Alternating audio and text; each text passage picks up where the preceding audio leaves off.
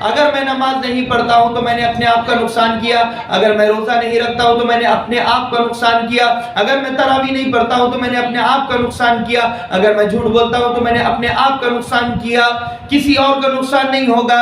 سب سے بڑا نقصان جھوٹ بولنے والے کا خود کا ہوتا ہے۔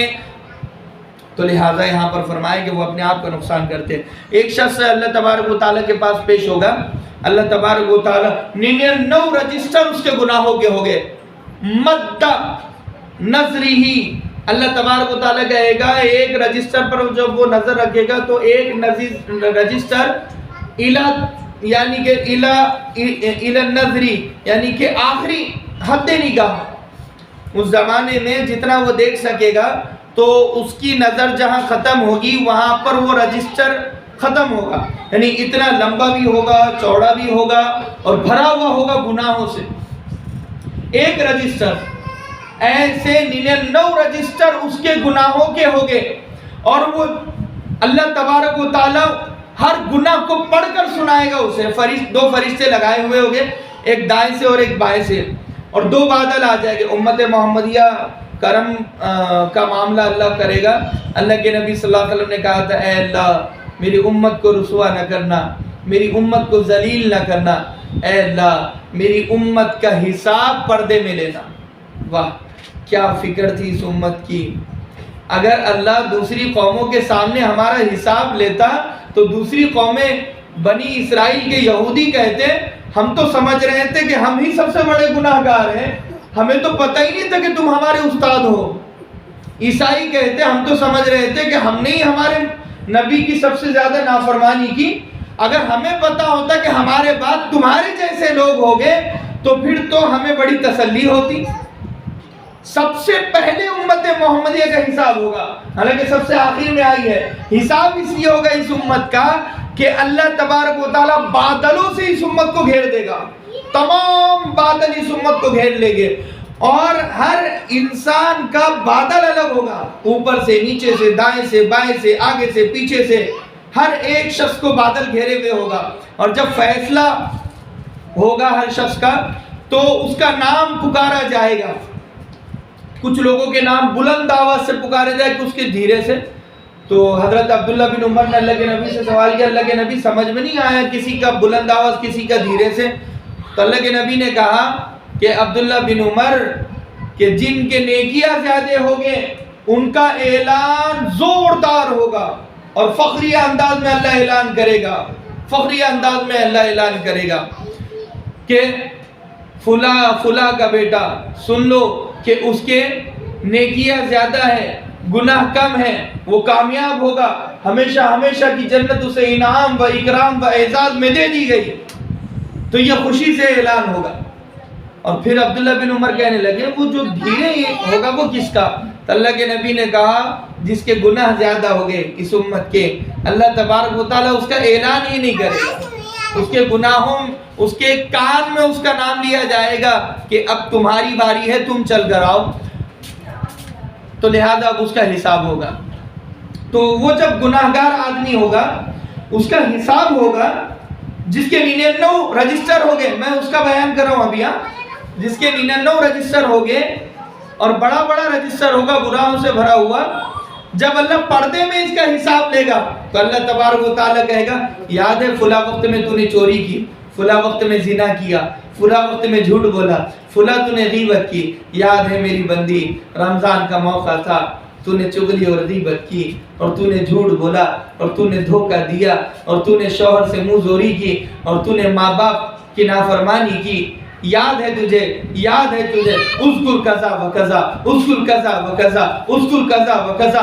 اللہ تبارک و تعالیٰ اس کے گناہوں کو اتنا یاد کرائے گا اور اسے اقرار کروائے گا، وہ اقرار کرتے کرتے تھک جائے گی یا تھک جائے گا۔ اللہ کہے گا اب کیا اندازہ لگتا ہے تجھے، تو جنت میں جائے گا یا دوزخ میں؟ وہ کہے گی اے اللہ مجھے یقین ہے کہ میں دوزخ میں جاؤں گی۔ وہ بندہ کہے گا اے اللہ مجھے یقین ہے کہ میں دوزخ میں جاؤں گا۔ اللہ تبارک و تعالیٰ کہے گا چل ہم نے تیرے سارے گناہوں کو نیکیوں میں بدل دیا، تیرے گناہ کے 99 رجسٹر تھے، اور اتنا بڑا وہ رجسٹر تھا اور اتنا لمبا اور چوڑا وہ رجسٹر تھا، تو میرے محبوب کا امتی ہے، تو نے نمازیں چھوڑی، تو نے دھوکہ دیے، مگر میرے محبوب کے سجدے مجھے یاد ہے، میرے محبوب کا تڑپنا مجھے یاد ہے۔ وہ میرے محبوب کو میں نے وعدہ کیا تھا وَلَسَوْفَ يُعْطِيكَ رَبُّكَ فَتَرْضَىٰ، تو نا امید ہو گیا تھا، تجھے پتہ نہیں تھا، تو خود اپنے آنکھوں سے تو نے اپنے گناہوں کو دیکھا، تجھے یقین تھا کہ تو دوزخ میں جائے گی، تو دوزخ میں جائے گا، جا میں نے تیرے یقین کو اور تیرے فیصلے کو بدل دیا، تیرے سارے گناہوں کو نیکیوں میں بدل دیا۔ روایتوں میں آتا ہے ایسی بندی اس کے بادل جب ہٹیں گے اور وہ امت محمدیہ کے سامنے پیش ہوگی تو وہ ساری امت محمدیہ سمجھے گی اس سے بڑا نیک انسان پورے امت محمدیہ میں کوئی ہے ہی نہیں، اور اس سے بڑی نیک عورت پوری امت محمدیہ میں کوئی ہے ہی نہیں۔ یہودی عیسائی تعجب کریں گے کہ یہ ایسی عورت ہے کہ اس نے پوری زندگی میں ایک بھی گناہ نہیں کیا، یہ ایسا مرد ہے کہ پوری زندگی میں ایک بھی گناہ نہیں کیا۔ حالانکہ یہ بندی جب حساب دینے کے لیے جا رہی تھی تو 99 رجسٹر گناہوں کے تھے، اور جب حساب دے کر واپس آئی تو 99 رجسٹر نیکیوں کے ہوئے اس کے، اور 99 رجسٹر نیکیوں کے۔ اللہ اکبر، ارحم الراحمین، ذوالجلال والاکرام۔ بتاؤ اس کی رحمت کا کوئی مقابلہ ہے؟ ایسی رحمت کا کوئی مقابلہ نہیں ہے، ایسی بخشش کا کوئی مقابلہ نہیں ہے۔ تو میں بتاتا چلوں کہ لہٰذا وہ 99 رجسٹر اس کے گناہوں کے ہوگے، اور ایک اور شخص ہوگا 99 رجسٹر گناہوں کے ہوگے، اور وہ ترازو بھاری بھرکم ہوگا گناہوں کا اور ہلکا ہوگا نیکیوں کا۔ ایک پرچہ رکھے گا اللہ تبارک و تعالی، وہ پرچہ اتنا وزنی ہوگا کہ گناہوں کے 99 رجسٹر ہلکے ہو جائے گے، وہ پرچہ وزنی ہو جائے گا۔ تو وہ جو بندہ ہوگا وہ کہے گا اللہ وہ پرچے پر کیا لکھا ہوا میں بھی دیکھنا چاہتا ہوں۔ اللہ تبارک و تعالی اسے بتائے گا اشہد ان لا الہ الا اللہ واشہد ان محمدًا عبدہ ورسولہ، یہ کلمہ لکھا ہوا تھا۔ اللہ اکبر۔ یہ کون سا آدمی ہوگا اور یہ کون سی عورت ہوگی؟ بہت ضروری چیز ہے۔ یہ وہ مسلمان نہیں ہوگا جو ماں کے پیٹ سے مسلمان بن کے آیا، یہ وہ نو مسلم ہوگا، یہ وہ نو مسلمہ عورت ہوگی، یہ وہ یہودی عورت ہوگی جو مسلمان بن چکی تھی، یہ وہ ہندو عورت ہوگی جو مسلمان بن چکی تھی، یہ وہ ہندو آدمی ہوگا جو مسلمان بن چکا تھا۔ الاسلام یہدم من کان قبلہ، اللہ کے نبی صلی اللہ علیہ وسلم نے فرمایا جب صحابہ کرام نے سوال کیا کہ اتنی عطا اور اتنی بخشش اور اتنا انعام و اکرام ایک غیر مسلم کے لیے کہ وہ اسلام میں داخل ہوا اور اس کے سارے گناہوں کو اللہ ختم کر دیتا ہے، اور ایک مرتبہ اس نے اشہد ان لا الہ الا اللہ واشہد ان محمدًا عبدہ ورسولہ پڑھا تو ایک مرتبہ پڑھنے کی وجہ سے وہ جنت میں چلا گیا، اور اس کے 99 گناہوں کے رجسٹر جو اس نے ہندو ہوتے ہوئے بھگوانوں کو خوش کیا اور عیسیٰ مسیح کو خوش کیا اور اتنی عبادت کی، دودھ کا ابھیشیک کیا، سونے کا غلط اور چاندی کا غلط استعمال کیا، وہ مسلمان بنا اور ایک مرتبہ اشہد ان لا الہ الا اللہ واشہد ان محمدًا عبدہ ورسولہ اس نے پڑھا، اور یہ پڑھ کر وہ مر گیا، وہ اللہ تبارک و تعالیٰ کس طرح اسے جنت میں ڈال سکتا ہے؟ یہ سوال کرنے پر عثمان بن ابی طلحہ رضی اللہ عنہ کو اللہ کے نبی صلی اللہ علیہ وسلم نے جواب دیا، عثمان جب یہ امت محمدیہ کا فیصلہ ہوگا تو اللہ تبارک و تعالیٰ صفت جمال میں ہوگا، صفت جلال میں نہیں ہوگا، وہ میری امت کے سجدے ہوگے کہ اللہ تبارک و تعالیٰ جب اس امت کا فیصلہ کرے گا تو اپنی رحمت کے 99 حصے اللہ تبارک و تعالیٰ جمع کرے گا اور پھر امت محمدیہ کا حساب شروع ہوگا۔ یہ وہ نو مسلم ہندو عورت اور ہندو مرد کے بارے میں ہے، ایک مرتبہ زندگی میں انہوں نے کہا ہوگا اشہد ان لا الہ الا اللہ واشہد ان محمدًا عبدہ ورسولہ۔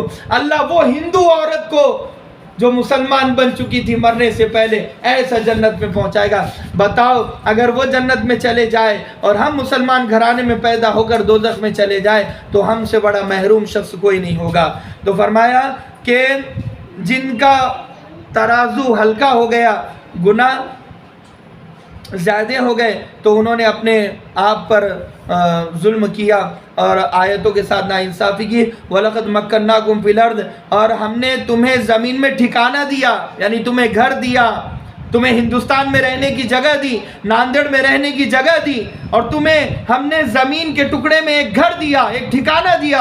وَجَعَلْنَا لَكُمْ فِيهَا مَعَائِشَ، اور اس زمین کے ٹکڑے میں روزی روٹی کے اسباب تمہارے پیدا کیے، تمہیں دکان لگا کر دی، تمہاری جاب کا انتظام کیا اور تمہارے روزی روٹی کا انتظام کیا، تمہارے حلق تک ہم نے کھانوں کو پہنچایا، پانی کو پہنچایا، اور تم نے ایسی زندگی گزاری ہے.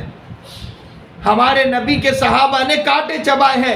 شعبہ ابو طالب میں اللہ کے نبی صلی اللہ علیہ وسلم کے صحابہ اور خود اللہ کے نبی صلی اللہ علیہ وسلم نے 3 سال تک صحابہ اکرام نے کانٹے چبائے ہیں اور پتے چبائے ہیں، یہاں تک کہ جن ماؤں کے سینوں میں دودھ تھا وہ دودھ ختم ہو گیا. شیر خوار دودھ پیتے بچے بھوک سے بلبلا رہے ہیں، تڑپ رہے ہیں. ایسا سیول بائیکاٹ صحابہ اکرام کا ہوا تھا اور صحابیات اور صحابہ کا ہوا تھا. تو اللہ نے تو اپنے لاڈلے کو بھوکا پیاسا تڑپایا، لاڈلے کے ساتھیوں کو تڑپایا. کیا ہمیں کبھی ایسا تڑپایا؟ کیا ہمیں کبھی کانٹے چبانے کی نوبت آئی، پتے چبانے کی نوبت آئی، فاقے کی نوبت آئی؟ کیا اتنا غریب ہمیں بنایا کہ ہم پتے کھائیں اور کانٹے چبائیں؟ آج ہمارے گھروں میں اچھے سے اچھا کھانا ہے، چٹنی، روٹی، مرچی اور گوشت ہوتا ہے، افطاری کا دسترخوان سجا ہوتا ہے، پھر بھی شکر نہیں کرتی اللہ کی بندی. ہر بیوی نافرمان بنی ہوئی، ناشکری بنی ہوئی، ہر شوہر ناشکرا بنا ہوا. اللہ نے مجھے دیا ہی کیا ہے کہ تجھے اتنی اچھی صحت دی، کیا یہ کم بڑی نعمت ہے؟ دواخانوں میں لوگ تڑپ رہے ہیں، مر رہے ہیں، اور وہ اللہ کی بندی ناشکری. افطار کا وقت ہے، بھائی گھر میں تو کچھ ہے ہی نہیں، میں سموسے کہاں سے بناؤں؟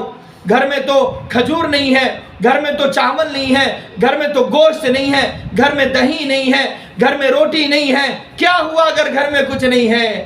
تمہارے منہ میں زبان ہے، تم شکر ادا کرو، اللہ تبارک و تعالیٰ کا شکر ادا کرو. صبر اور شکر کا یہ مہینہ ہے، یہ مہینہ صبر سکھاتا ہے، شکر سکھاتا ہے. روزے میں صبر کرو، افطار میں شکر کرو، یقیناً اللہ تبارک و تعالیٰ جنت میں پہنچائے گا. اللہ تبارک و تعالیٰ سے دعا ہے کہ اللہ کے نفس سننے سے زیادہ ہم تمام کو عمل کی توفیق نصیب فرمائے. وآخر دعوانا الحمدللہ رب العالمین وما توفیق الا باللہ وما علینا الا البلاغ وآخر دعوانا الحمدللہ رب العالمین.